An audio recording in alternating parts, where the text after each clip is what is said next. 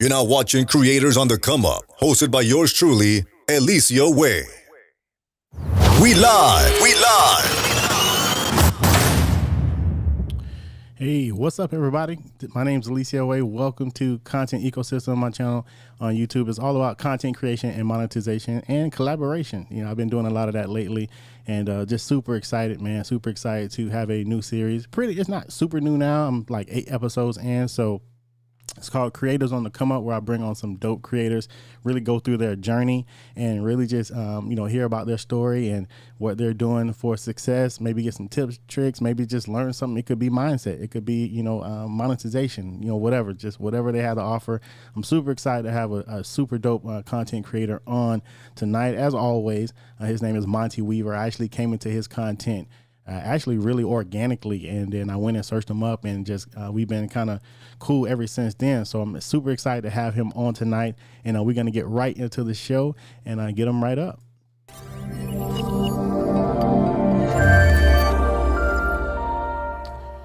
Yo, Monty, what's up, brother? How you doing? What's good, brother? How you doing, man? Appreciate you having me here, man. Yeah. Good to have you on, man. Good to have you on. Well, so for anyone who does not know who Monte Weaver is, give us a quick rundown of who you are, brother, and what you do. Oh man, Monte Weaver is a techie. He's a guy that loves getting his feet wet with gadgets and helping people learn this tech world. I've been doing it for as long as I can remember, volunteering my time and my services, helping people with their tech and their gear, and doing it now, helping people leverage it with social media and everything that we have going on now. Wow. That's what's up, man. Yeah.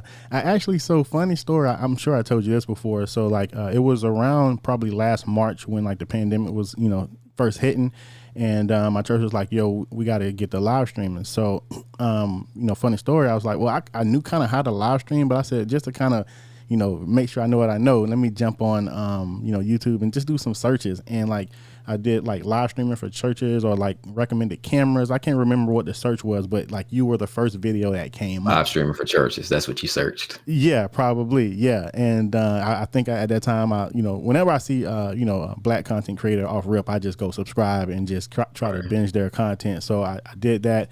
And your content is value packed. I actually learned a lot from your content to help me get my church up and running live stream wise. So thank you for that. You're doing the Lord's work out here in these internet streets. Try.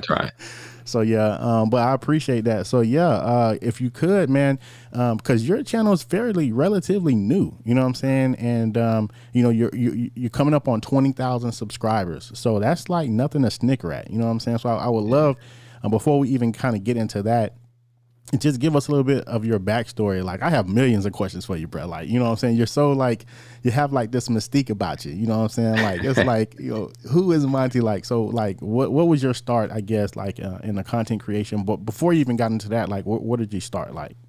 Yeah, so my background is IT, information technology. So help desk support, system admin, network engineering, a little security stuff. And so I wasn't in this content game per se, but live streaming, I was familiar with how to live stream in terms of how video and audio just worked at my job. And so I was familiar with that before Facebook Live came out and Periscope came out. And so when those two platforms came out, I knew the backbone of just how it worked, where I wasn't a content creator, I wasn't a business owner, but I just wanted to play with the technology, and I wanted to live stream my computer screen, because I knew when that part of it came out, yeah, versus just live streaming on your cell phone, that was going to be a big deal. And so what I did was I live streamed a video of me at this car rally, but I wasn't really there. It was a YouTube video that I took, and I live streamed it to Facebook, and this engagement on people were like, "You're here." And at the time, everybody just thought, it's me on my cell phone, because that's the only way you could go live. And that kind of turned into a buddy of mine reaching out. He's like, "You should teach people how to do this live streaming thing." And I was like, "For what?" I don't have a product. I don't have a service. I don't have anything to offer them. Yeah. And so literally I had to put together a webinar. I think the first webinar I did had 150 people register. What? And I had no course, no replay. He was like, "You need a website." I was like, so literally in within 24 hours, I was building out a website, all this kind of stuff, because I knew nothing about Wow. that lane. I just knew what I knew, and it was just, how Yeah. can I play with technology to do something I wanted it to do? And what was the timeline on that? Like pre-pandemic or during pandemic? Yeah, so that was about 4 or 5 years ago when I first Whoa. got into that. So I've been doing live streaming for a long time, like the graphics and the overlays. I've been doing that stuff for years. So it's Wow. not new to me when Yeah. people bring in comments on screens, countdown timers. I've been doing that for years, Yeah. literally. And I would show people how I used to bring this fire on screen as I'm talking. It was like in the background. And so I was doing this for a long time. It's just, once the pandemic happened and once more people started getting into live stream, it really took off. And it's been incredible to kind of watch what video on these social platforms Wow. has been doing. Man, you said a lot there. I do want to go back just a little bit though, and shout out to Monty for buying the Creators on the Come Up shirt. I usually send all my guests a shirt, but he's just that kind of guy. He went out and bought it before I could even send it to him. So I'll definitely be sending you another one, brother. I appreciate that. Oh, also shout out to you for buying the Pause, Pray, Proceed shirts for you and your wife. I feel like I gotta support something you're doing, man. But I know, like, I looked at a couple of your things. You got some high ticket stuff, so I'm trying to get my bag together to jump in your stuff. But if you got anything, a little low ticket, Just let me know. subscribe to the channel. That works for me. Well, we're gonna get into some of the stuff that you offer too, man, because we definitely want people to know what you offer. But yeah, so shout out to you for that. Let's jump into the comments real quick. I'm trying to get better at that whole thing. We have Jermaine. What's up, Jermaine? My fellow stream king in the building. We got Charles, my fellow stream king. We got James Hicks, my mom, Lady Odessa Trice. What's up, mother? She hanging out. We got David in the building and Jermaine. Yeah, thank y'all for checking in. We got Chris. What's up, Chris? Said fire conversation. Monty is the man. Yeah, he definitely is, man. That's why I got him on the show. That's why I only bring the cream of the crop. No pressure, bro. No pressure. I know, right? Look, I'm used to this being on video thing now, so it's like having a conversation. That's the way I tell people. It's like just have a conversation. Yeah. He said, I need your merch store so I can get some shirts. Yeah. All right, cool. Well, shout out to JP High Tech. I actually just added him. He's a super dope content creator as well. We got RK3 in the building. What's up, brother? And we got Jillian Roberts in the building. Man, we got all these fire people in the comments. All these people I need to get on my show, actually. You know what I'm saying? So cool. All right. So kind of just going back on your story just a little bit. And now, which I think is really remarkable. So you were already positioned, right, for when the pandemic happened. None of us knew that was coming, but you were already in a prime position to kind of pivot, so to speak, into like, I don't know if you were full-time before it, like full-time content creation before it. Were you at the time? I wasn't even like in content creation until like this past year, because I wasn't thinking about it as a content creator. So I was actually in like more so the digital marketing space, providing services for entrepreneurs and small businesses. Yeah. And I would teach entrepreneurs in one-off classes, things like that. But it was 2019, like July 2019, and I did this whole series on like Facebook automation. I thought it was awesome, and I did a lot of time on YouTube. Oh wow! And when on Facebook, rather, I was on Facebook big time. And then when I did that whole series, people were asking about it. I'm like, oh my gosh, I should have put all this content on YouTube. Yes. And so when I did that in January 2020, that's when I kind of thought of myself as a content creator. Wow. Even though I was creating content on other platforms, yeah, I didn't view myself that way. Yeah. And in January 2020, I was like, okay, let me just go all in on YouTube. So it was right before, all the eyeballs started coming to YouTube to figure out all these questions about how do I live stream overnight. And the timing was just perfect for the growth of the channel. Oh, that's dope, man. Yeah. So it's kind of ironic too, because I didn't necessarily know you at the time, but I was having the same type of vibe. Like, we got to figure out how to like get more like of our content, more natively. And I know you had put up a video saying that you were leaving Facebook Lives, and I had just put up a video as well. So I'm like, see, I know I wasn't crazy out here in these streets. You know what I'm saying? So walk us through the mindset of that, because I had put up probably the video a month before you did that video, but I don't think people understood why I said it and probably why you said it. But you've had some massive success since you kind of left the Facebook Live kind of. And can you tell us a little bit about that? Yeah, first off, your video was better. Nah, bro. But yeah, man, like So it's all about like understanding these platforms. Like I'm a more of a logical thinker when I explain things to people. Like when we go live, like I needed to actually do something for me. And when I was going live on Facebook, it was to get attention to my knowledge, the information I could provide to people to ultimately generate business. Otherwise, there was no point of me showing up on a live stream to teach all this stuff. Facts, And facts. and I would teach it over and over, and you would get people like you're literally stopping people's day when you go live if it's unscheduled and you're hoping people show up, and it just doesn't work that way. You really have to be strategic and go live at the same time all the time consistently on those platforms. Whereas my schedule didn't really allow for it. But on YouTube, if I just created videos, it allowed me to just put up content, the exact same content that I was putting up on Facebook, and people could view it today, tomorrow, next week. Like I didn't even want to go back through my old Facebook feed to find a video that I talked about that I knew would give someone an answer because it would take too long to scroll back through my own feed. Man. And so when that light bulb clicked, like, you know what? Because YouTube seems intimidating. Like it seems intimidating because you see all these well-crafted videos. But I took that 1 20-minute video of something that I literally taught 4 years ago, that live streaming thing. That same video, Eliseo, Yeah. was something I had talked about over and And over over. and over and over. And it wasn't until I put it on YouTube that it took off. And I've never, and it was a 20-minute video versus Wow. the hours and hours and Yes. hours. And I'm just like, yeah, that light bulb moment was my content is getting lost because I can't reference it in any place.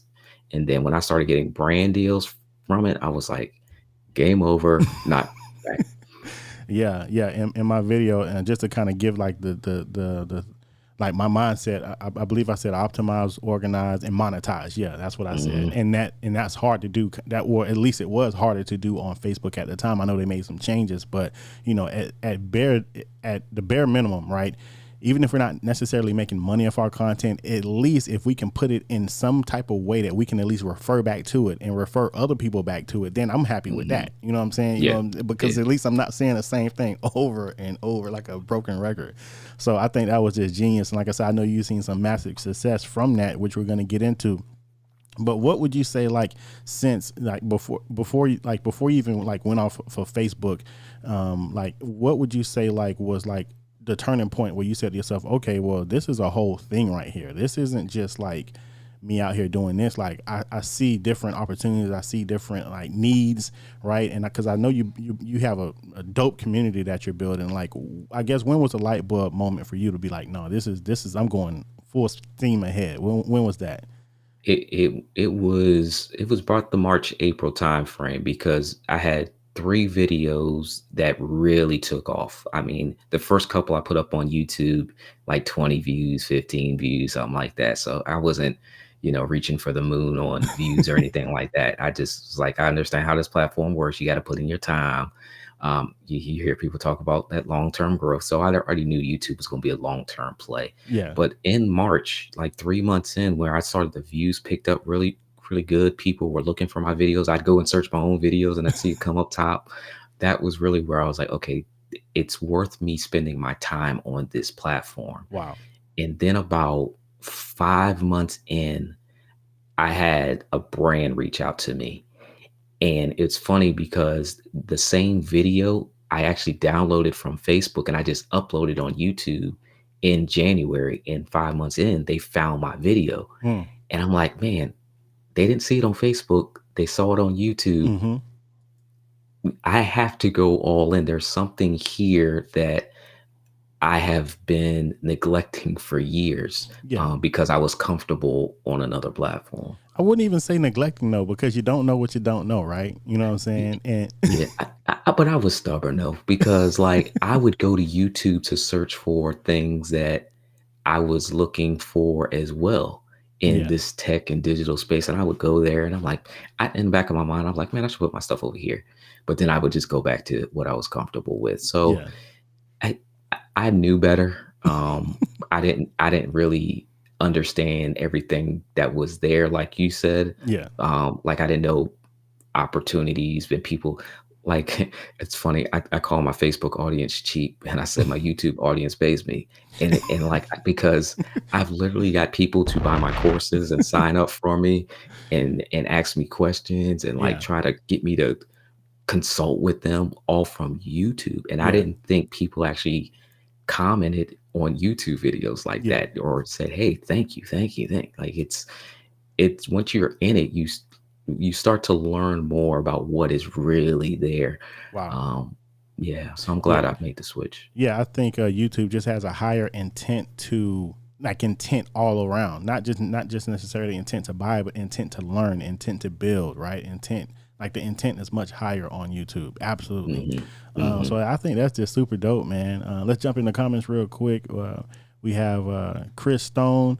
I know he's big on the Amazon Live with you guys, right? Yeah, Man, they yeah, kill it over man. there on the Amazon Live. We got Jeremy. What's up, Jeremy? We got James. Yeah, man. So yeah, like I said, super excited to have you on. So okay, so now it started clicking March, April. So what was I want to hear because you've had like to be honest with you, and I'm just being 100 with you, right? That's I how I see. like it. That's how I like it. So I see channels like in your niche, like in that kind of niche, that tech, that social media niche, but I can't put my finger on why necessarily your channel would grow so fast when I've seen other channels kind of in that same niche and they like, you know what I'm saying? They don't have that as fast growth. Would you attribute that to maybe pairing your YouTube channel with your Facebook community or were you doing something different? Like what would you say was Yeah. What's funny is I had a YouTube page like most of us do with our Gmail accounts, but I deleted everything in 2020. And I didn't tell people necessarily to come subscribe on my YouTube channel. yeah, So when I started creating the content there, I was creating it for my digital marketing clients I was going after, which were real estate professionals. So gotcha. and it was not growing.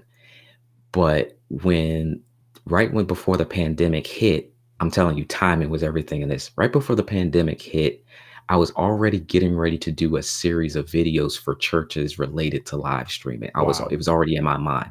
Wow. So that's when those videos I had already uploaded and they just took off because of people looking for that keyword literally within a week or so after I uploaded the video. Wow. And so when I go back and look at my analytics, most of my audience are people that are subscribed from that video and a couple others related to live streaming in general. Yeah. So timing was a real big thing for me. Yeah. And one thing I do really pay attention to are trends. So if I can tap a trend, like if it's a new product, a new service, trying to get those videos up quick and fast. Amazon Live is a perfect example of that.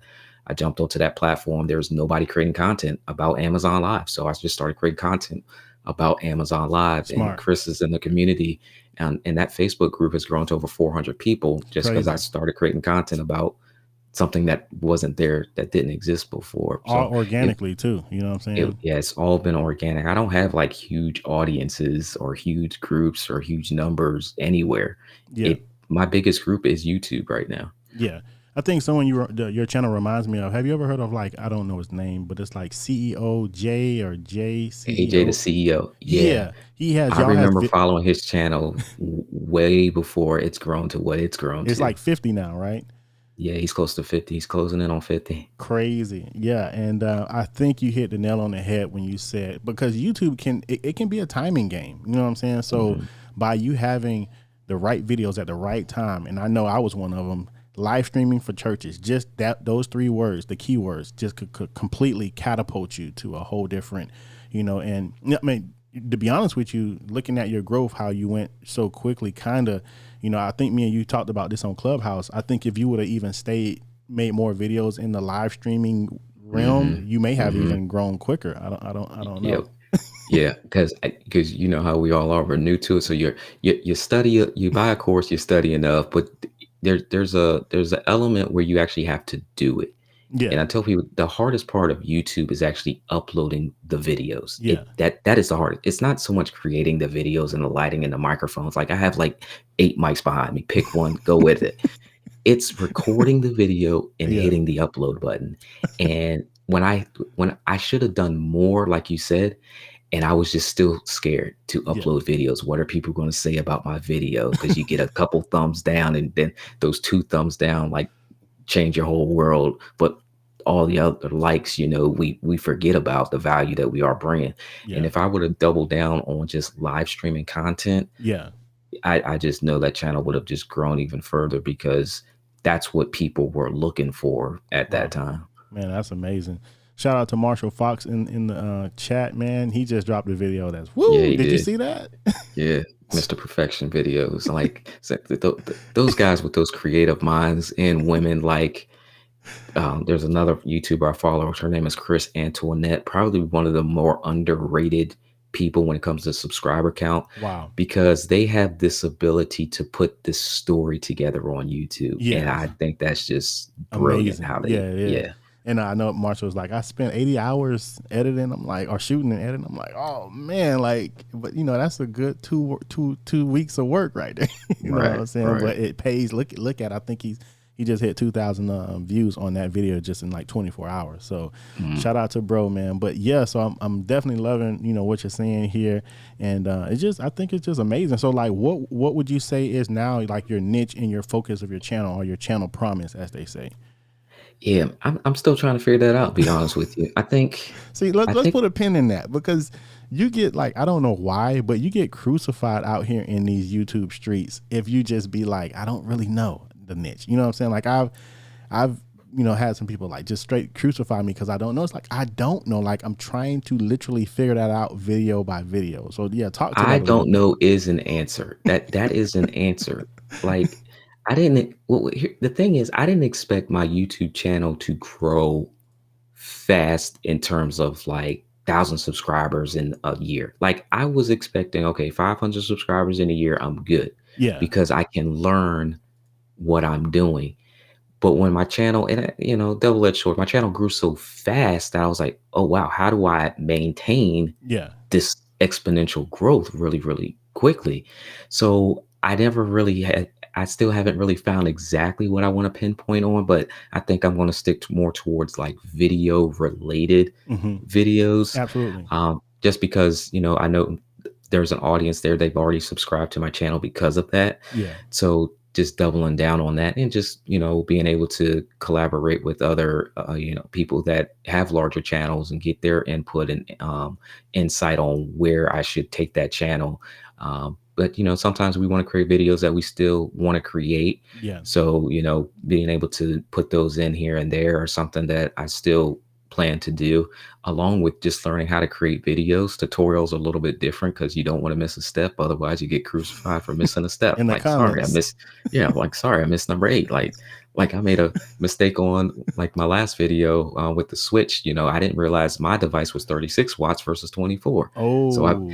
So I created another video, and that's what I like about YouTube is just because I created one video, even though I was wrong, it gives me a reason to create this next video and say, hey, I made a mistake in that video, Exactly. but here's the update to it. So I'm being transparent. Yes. I'm getting another video up Yes. there.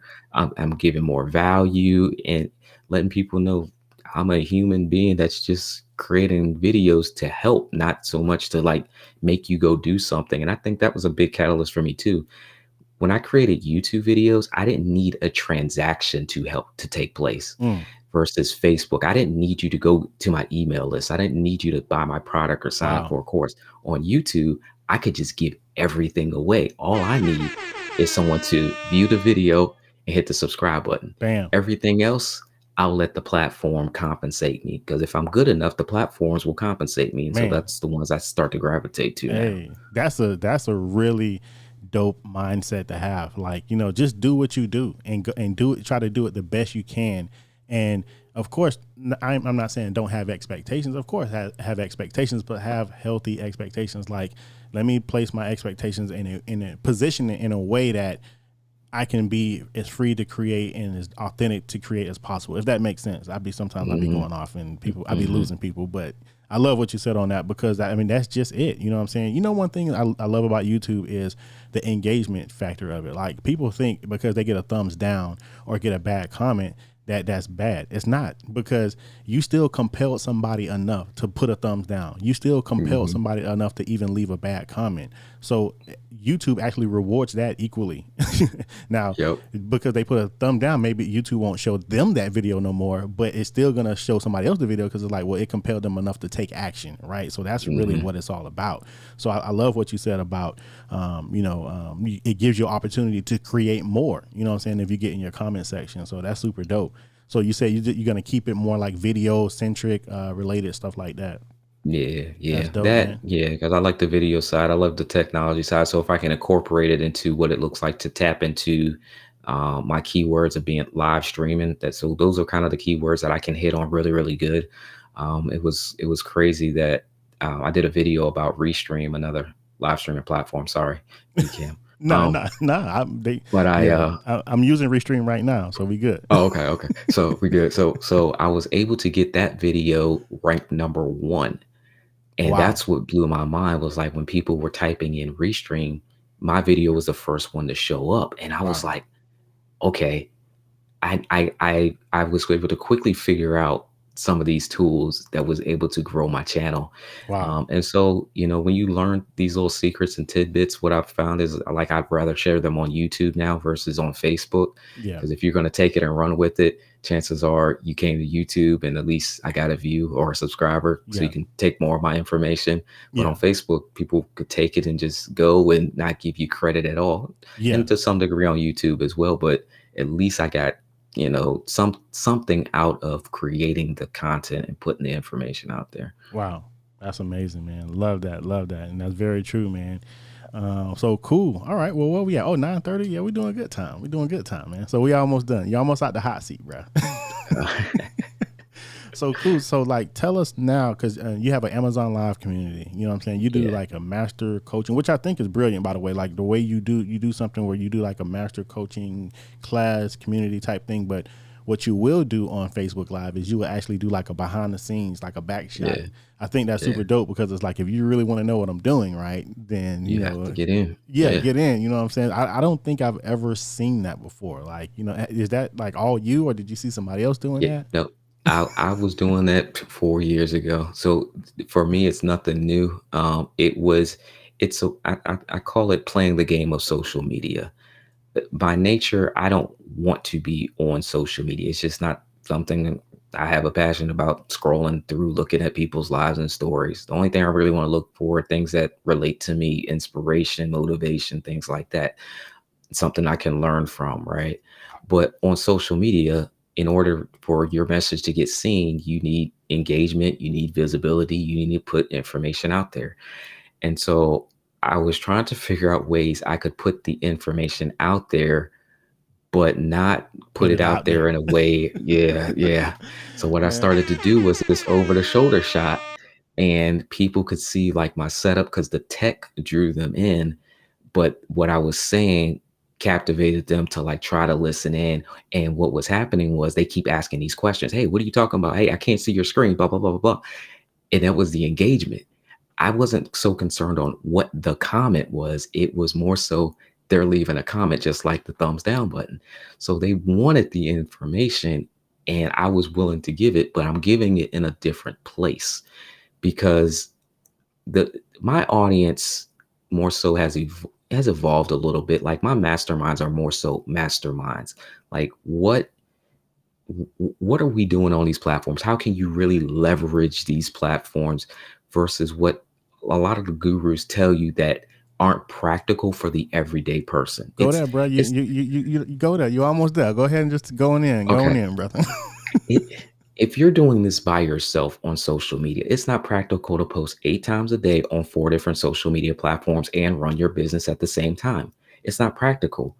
So when people are trying to figure this thing out, they get stuck so easily trying to implement things that just don't work for them. They have lives, they have families, they have things they want to do. Wow. And so in my mastermind, I'm more so okay, what works for you? What do you like? Oh, you don't like Facebook? You do like Facebook. Okay, how can we go all in on a platform that you actually like? Oh, you don't like showing up on video? Oh, there's this thing called Clubhouse. How can you go all in on Clubhouse? Wow. I can call off people that I've worked. I have a small mastermind. Like I don't have like 50 people. Like it's under a dozen people. Nice.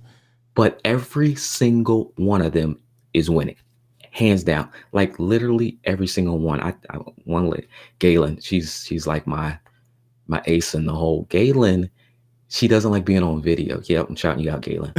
But she jumped on Clubhouse. She didn't even want to open her mouth per se, but she's awesome at what she does. She has grown her Clubhouse audience and she monetized it within a couple times she was on the platform. Crazy. And and I get to teach people how to do these things that I want to do sometimes, but as a teacher and then you're trying to grow your own business, you don't have time to do everything. Like I was teaching people YouTube stuff before I got on YouTube. Yeah. I have one lady, Miss Roz, she's getting brand deals with caregiving.com and they're editing her videos for her now. Like, wow. And we're not talking about these long-term things. I've got people in my community that are in my community that people know that they wouldn't have a clue. They're in there and they're winning and they're getting brand deals, wow, getting 5-figure brand deals. And I'm just sharing them how to think about using these platforms and then actually doing it, because we hold each other accountable. Like what's next week? What are we doing next week? Okay. Yeah. What do you need this week to go forward? I have one person, like literally, when I say like 8 microphones, I have one in a box because we're setting up a live stream setup for person at home. You need a microphone. Okay. I got like 8 of these. I need you to win because you're in my community. What does winning look like? And when people see more growth and more people winning, yeah, they become my testimonials. I never have to talk for myself anymore, which is one of the things I was using Facebook for, was to say, okay, I can help you. But now I have other people say, where'd you learn how to do this? How did you learn that? Well, you need to go talk to Monty. So now my focus is solely inside of the people that I'm working with. And YouTube is kind of just where I put like the free stuff. yeah. So That's it's super been dope, man. crazy, man, over the last year, 6 months, just how everything has just grown. So are and you evolved. like full time in this? Or are you still doing the tech thing? I still do the tech thing. I like still do like live streaming events. I was doing a live stream boxing Oh event yeah, I not too saw that. long I ago. saw that. Yeah, That's what's so I up. still like to get my hands wet and doing those type of things. So not a full-time content creator, mostly because I like the doing part of it. Yeah, yeah. That's what I've always been, growing up in the church, from the transparent overhead projector days so like I've been a doer. So I like to Are you I still like to like? teach it, but I like Are to you still do it. like the key guy at your church for that type of stuff? Yeah. Oh wow, that's Yep. dope, man. I run. Yep. So this is the second church I've been the head of the media IT department. Oh nice. Oh, that's what's Yeah. up, man. So I'm the Yeah. head of our church's department too, but it's only me. So Yeah. We have a small team too. So you learn these different ways of making it happen. How can I do things remotely? And that's what I like to share with people. It's like, how can you do it? There's one way of doing it, but there's also a way that works better for you. And I like being able to customize. I do not believe in a one size fits all when it comes to this technology and social or media thing. anything really, to be honest with Yeah, you. There's best practices, but how are we really tailoring this for your success? Absolutely. Yeah, that's yeah, dope, man. yeah. Well, I was gonna ask you a good question. Well, let's jump into the comments real quick. It says accounts and businesses usually have creative teams that all of those people do is social media. Absolutely. So many people don't understand that until they try to get in the game. That's very true. One thing too, that what would be like, because I know you're like a testimony of like actual like productivity and results versus like vanity metrics. And I think a lot of times, and it's not knocking nobody, because even you, we've all kind of fell into that. Like you said before, like I was comfortable on Facebook, but I think it's a very thin line between like doing a bunch of stuff and it actually be good content. I ain't even saying the content is bad. I'm saying you actually doing good content, but the way you're positioning it, right? You're not positioning it in a way that you can like leverage it better. You know what I'm saying? So like, what is like your whole take on like vanity metrics, how you don't fall into the vanity metrics, and how do you keep your mind focused on actual like driven results, like income driven results, and like helping people, like the meat of it, not the fluff of it, if that makes sense. Yeah. Because like you said, yeah, you do see the numbers, and obviously you need the numbers to go up, but I focus a lot on what I know and what I'm good at because it's for me, it's way easier to do a video on like what I know versus trying to get someone's attention just by creating a video. And what I found is, and it's a fine line because brands and sponsors, they all they see are the numbers. And Yeah. so on one level, you're like, okay, well, I need a video to perform really well so that I can work with them. But on the other hand, you're like, I don't want to create content that my audience actually wants to watch. Yes. They don't necessarily want to see me say, "Hey, this was sent over by such and such." My audience wants what they came there for. If the video says one thing, that's what they want. And so that's where I try to focus is making sure I give them exactly what they want. And I go and I read my comments, and a lot of the comments for my newer subscribers, they say this is one of the first videos that just told me what I was looking for. It was easy to understand. And in this tech and digital world, s- us techies, we speak the language of techie, but the non-techies get confused. My Yeah. audience is the non-techie. I break this down in the simplest form that you will understand it and you will subscribe to my video. I'm Yeah. not going after the person that's already technical because they probably understand the information. I'm going after the person that they need help. Yeah. How do I connect this microphone to my Yeah. computer? Okay, you take this cable and you plug it into the back and you look for this color. That is my audience. Bam. And they continue to show up over and over and over again. And they're the ones that are more likely to leave comments in my comment section. So I've learned to cater to them. Yeah. So then let me ask you this. Are you trying to pivot that person into like a client, or are you just trying to help that person, but then what is the difference between your audience and your clients? Like, that's a great question because maybe I Yeah. need to know that too. Like, what's the difference between you make a video like this is for my audience, now I'm making this video, this is for my clients, or is there a difference, or like, am I tripping? For YouTube, for me, I'm always just making it for my audience. My clients have come from YouTube because they recognize that I can give them what they want based off of that message. Yeah. I am not actively trying to grow my clientele base, if that makes sense. Yeah. If they show up, they show up. If they sign up, they do. Yeah. Because and this is just me personally, I like working with a smaller group of people. Yeah. I'm more effective that way because I can customize things for them. If I had a large group of people, I have to talk at scale, Yeah. where if I have to talk at scale, I feel like I just need to just do it on YouTube because Yeah. anybody that finds it, I'm at scale. I can't tell you, hey, that microphone is the best microphone in the world. I can say that at scale and everybody goes and runs and buy it and I get all this Amazon affiliate commission. But if I'm talking to somebody that's brand new and they're trying to figure out how to get their first live studio set up, I'm not going to tell you to go buy that microphone because you need other components. Yeah. And the person in my mastermind understands, oh, I'm not going to get frustrated because I didn't realize I needed to buy the microphone. Then I needed to buy this device and then this device.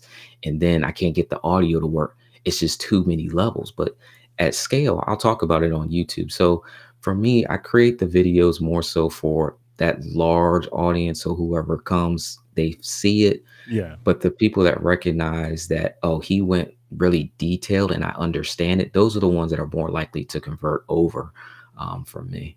Do you have any like on the YouTube, because YouTube is huge for traffic, it's like the number 2 traffic source in the world. Do you have like some type of, not funnel per se, but do you have like a process of watch my video, if you want more, go here, and now you're on my email list? Like, how does that look Mhm. for you? Yeah, for me, I'll put everything in the description section. So if it's like a free offer, then they can click on it, get signed up, and they'll come through the funnel. If it's like something related to the course, they can do that as well. Mastermind stuff. So I do put all the links in the comment section of every single video so that if they want to reach out, they can. I get a lot of emails. What threw me off was I get phone calls as well from YouTube. People say, I saw your YouTube video, and then I'll get emails as well. So long as the information is available, people will find it, especially on YouTube. I ain't Wow. had that problem on Facebook. People didn't reach out to me like that. They sent me DMs, and it was just You a whole know, bunch of back and forth, and then it led to nothing. nothing. Uh, uh, just a whole bunch of me giving information and wasting my time. At the Yeah. end of the day, they got value. I got nothing in exchange for it. You know what I'm Um, saying? That's Whereas crazy. YouTube, I can position it where you want more information. Here's a video that I already did 4 years ago, and go sign up. And the video's sitting right there. And then I'm Wow. on my email list. And then eventually, once I do some email marketing, I'll offer them something. But, Nice. they're there and they're in my ecosystem to know when I do have like a free class or something like that. And they show up. Yeah, and I think that's super important. It's like the positioning more than anything. You know what I'm saying? So like we do all this work as creators, right? The conceptualization, like we come up with the ideas, and now from there we come up with the actual, producing the content, right? And then we come up with the distribution of the content, getting it out to the people. And a lot of people, I've been definitely guilty of after the distribution, like what is the actual positioning of me as a business or me as a content creator in a way that I can get something back out of it. It's like, I get Mhm.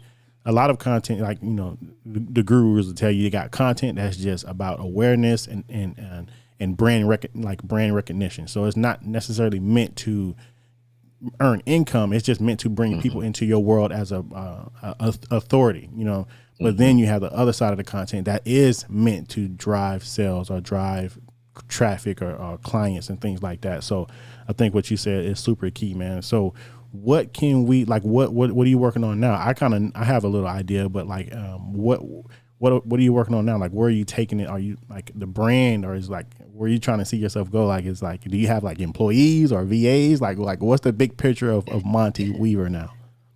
So brands, working with brands and sponsors. It's so much easier to have them compensate you where you can more freely give away information and resources to people that can't necessarily afford your service or your time.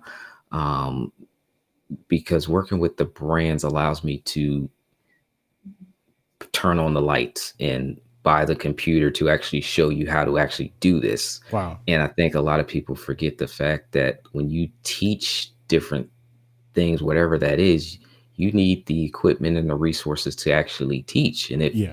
you don't have it, you can't provide the value. So working with brands and sponsors isn't something that was on my radar last year until it just showed up.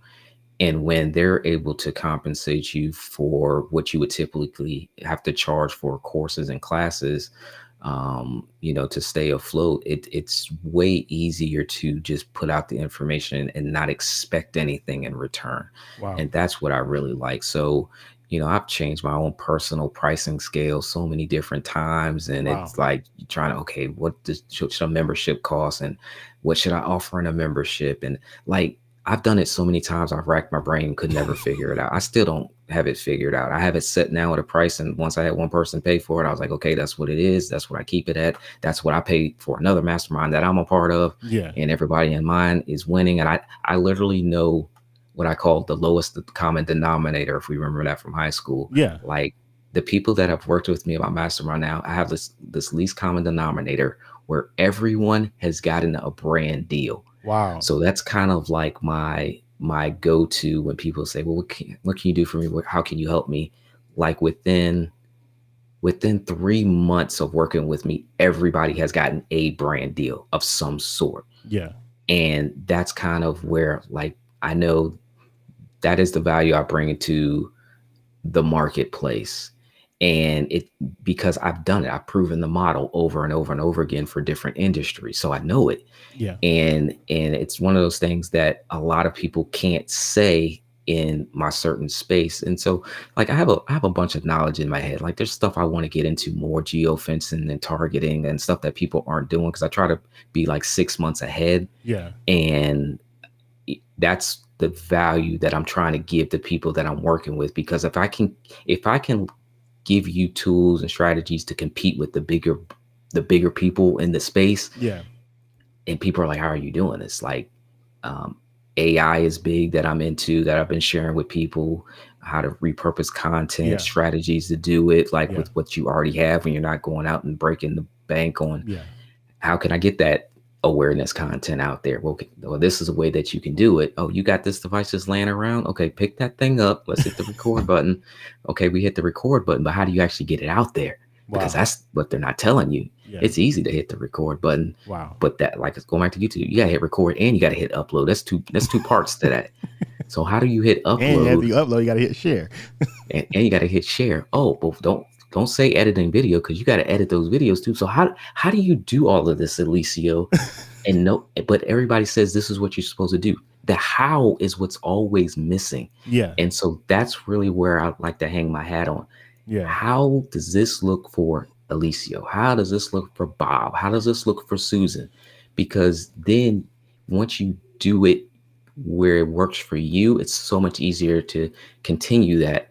But if you go do it out there, do it somewhere in some way someone else told you to do it, but there's no step-by-step process on actually doing it because it's not feasible, then you're not going to keep doing it. I love how you say you hang your head on the how, because so many gurus will tell you give them the what, but never give them the how. I've heard that so much on Clubhouse. It's like just disturbing. Like that's really y'all mindset out here. Like that's weird, man. So I love how you said I get stuck on the how. So let me ask you this, because Belief was on my show a couple of weeks ago, and he said pretty much the same thing, which kind of took me off guard a little bit, because he's at like you know who Belief is, do you? Mm-hmm. Yeah, so he's like over 300,000 subscribers, and I'm like, man, I know your ad revenue is sick. He's like, my ad revenue is nothing, right? And he said he makes 90% of his income off of brand deals.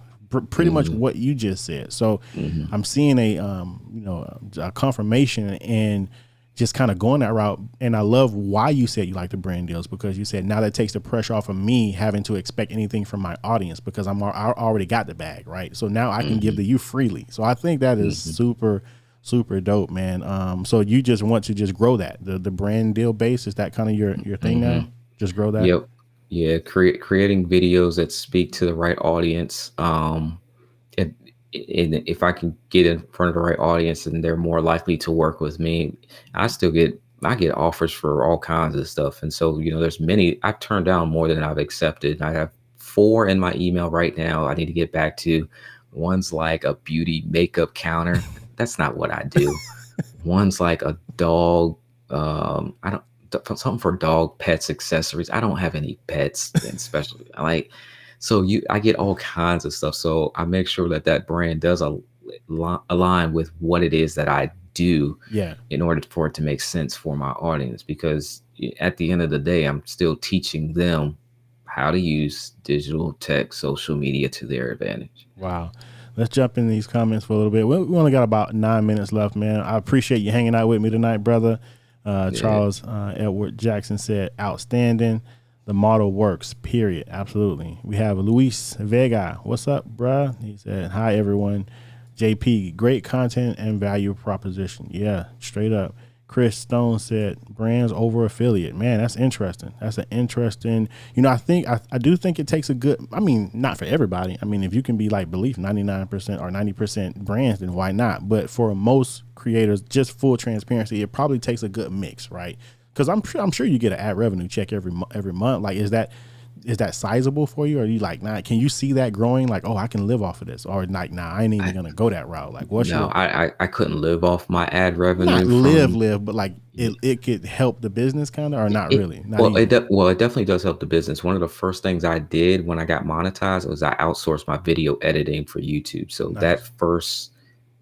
that was a time saving task to allow me to upload more content. So I did. It's not only a time saving task, it's a stress saving task. Oh yeah. Like I've been editing. It's not like I don't know how to edit videos, but I'm like, man, it's when you try to create certain things like a Marshall Fox, I'm like, okay, I need someone else to create that. I see what I want. I can't create that though. Yeah. Somebody else is going to have to do that for me. So my ad revenue goes into video editing. Mm-hmm. That's crazy. Now that's genius though. That's super smart, because it's like, hey, it's money it's extra money. So why not take that extra money and invest it to make more money? Because I can produce now more content. Yeah. So that's super smart, man. Let me go back to my comments on the screen scene. So Charles said Monty has a different mindset. So dope. The money will come. Absolutely, man. And it's working. Blessings, brother Eliseo. Yeah, blessings to you.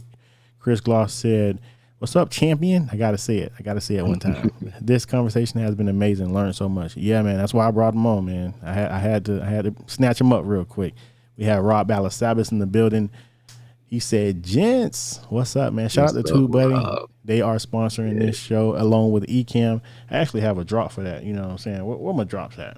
This show is brought to you, sponsored by Two Buddy and Ecamm Live. Yeah, I had to say that. But shout out to Two Buddy and Ecamm Live. Yeah, man. So yeah, I mean, I enjoyed this conversation. So if somebody wants to work with you, like, what is, I guess, your message now to the world or to the viewers, as far as, like, you know, if somebody wants to work with you, or if you got any motivation or any encouragement or any insight that you want to leave us with, man, go ahead and do that now. Yeah. Those of us that have, because I consider myself still in the category, I'm an introvert by nature. Like, being on video is not one of those things I like to do, but I know I need to do it, especially if we're in business. You have to be on video. And when you're on video, it allows you to, and I know people have heard this before, but it's just so true. It allows you to take that time spent and use it for other social platforms. People are consumers by nature, so we're giving them something to consume. And so I subscribe to giving my best stuff away. I tell people, what you watch, I'm giving it to you freely, but you pay for access. Wow. The whys, the hows, the reasonings behind it, the customization. Yeah. I will show you all day, every day. How do you do this live stream thing? Okay, well, we'll do it at this time on this platform, because that's the only thing that if you walk away from me, at least I got something in return. Wow. Eliseo, hey, perfect example. You're doing an interview with me and we're talking about this on YouTube. Yeah. Where we can take parts of this and put it on Instagram and Facebook, and we can take it again 3 years from now and put it right back on a platform or somebody finds it. And once you understand, man, once you really understand how to make the platforms work for you, that's when it becomes a game. And I'd like to play the game of social media. I don't do behind the scenes because I want to. I just know it's a way that people will watch my videos. And at the end of it, we want people to watch our videos. I don't care if you come and buy something. I just need you to watch. I need you to engage. I need social media to say, hey, this channel is actually worth watching. Wow. Not because I tricked you to watch it, because I gave you information that's worth watching. Yeah. It's amazing when I watch, I am a nobody in this social media world, but it's amazing when I see big names that quietly follow me, that have maneuvered how they do their social media content strategy. Wow. It's amazing to watch it. They have the name, they have the ability to put themselves out there where they're looking to grow. That's not me. I'm a teacher by nature, so I have to give the information to someone else to help them get. I'm helping pastors and truckers and caregivers and chefs, and I'm not helping digital marketers and coach. Well, I'm not helping some coaches, but my audience are the people that don't know technology. So if you don't know tech and you're tired of trying to figure it out, then I would love to have you watch some YouTube videos. That's where I would direct someone to. I'm not going to. I've literally had people, at least y'all turned away from my mastermind. They've said, oh, the price is no problem. I said, you're not clear on your message. You don't know really what you want to do.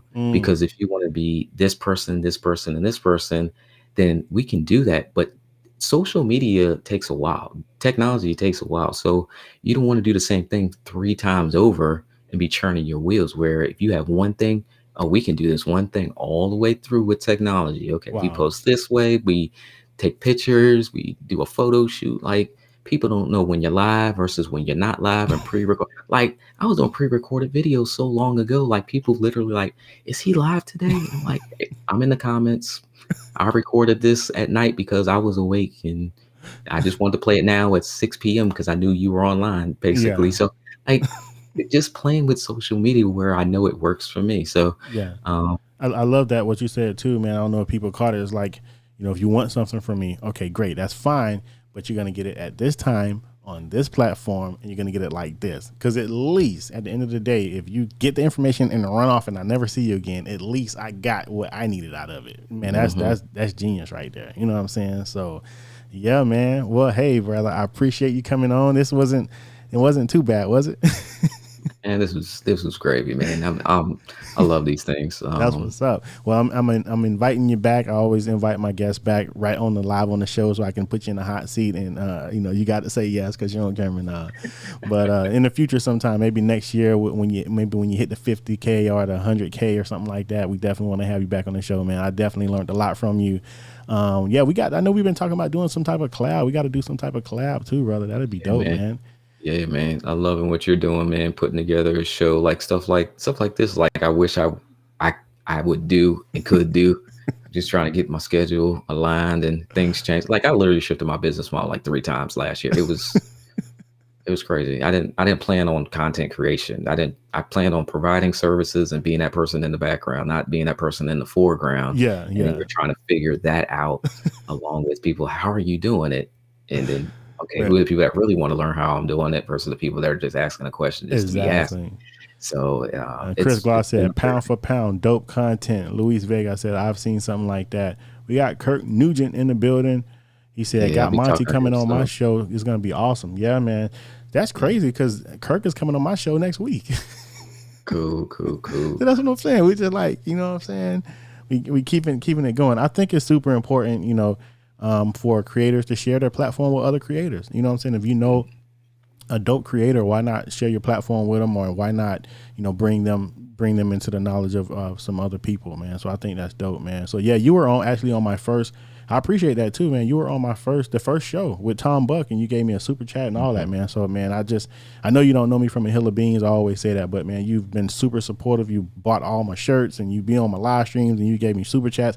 So I feel like I got to do something for you, man. So figure out where I can plug in with you, or where I can help you out, or anything, brother. No, we good, because when you did the video about why we need to get off Facebook, like I knew like I can connect with this guy because he sees something and he's speaking it in a way that everyday people can understand this. No, this isn't a strategy. This is like what you just have to do if you're trying to get to this other level. Like now let's maneuver and try. No, like this is what this platform is doing and not doing, and this is what you should move towards. And so, you know, just being here and being in front of your audience is good enough, man. I appreciate it. Maybe I get another subscriber. That's what's up. So hey guys, we're going to end the stream now. It's 10 o'clock on the dot. I like to be super punctual and respectful of my guest Tom. So if you want to connect with Monty, please go over to YouTube, connect with him. He has a super dope channel. The growth has just been amazing, to be honest with you, man. So I mean, almost 20K in just a little bit over a year. That's nothing to snicker at. That doesn't just happen. So he's definitely doing something right over there. If you want to learn something about social media, tech, what is the channel tags? It's like social media tech and what else? Digital tech and social media. Yeah, digital tech and social media. Go over there, check him out, man. And man, I remember when you were like 8,000 subscribers, and I was at 10, and you just it's like, man, this guy is not slowing down, man. So I love that about YouTube. If you put out good content and you're consistent, the platform rewards you. You know what I'm saying? Because it actually puts your content in front of more people and suggests it to more people. So, man, I'm proud of you for that, man. Shout out to you. Did you have any last words? No, man. Creators on the come up. Just keep creating. That's what's up, man. Well, thank y'all for watching, man. And we'll go ahead and get the stream going. And we'll see y'all later. All right. Peace. Thanks for watching. Tune in next week. Same time, same place. God bless. Be safe.